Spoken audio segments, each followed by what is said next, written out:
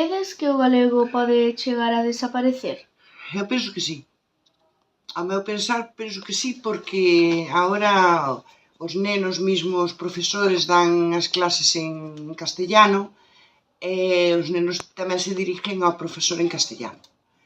E bueno, a mí pareceme, van cos amigos, veñen os turistas de fora, falan o castellano, e os rapaces eu penso que están máis polo castellano que falar gallego.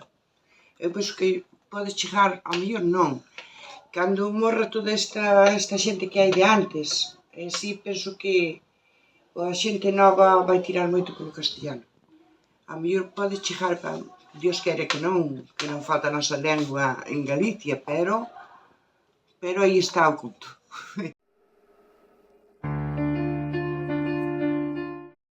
Se pasa ben, fanse moitas manualidades, conócese xente en todos os aspectos, porque hainas moi mal, hainas sin memoria, hainas en silla de rodas, bueno, ali hai unha variedade increíble.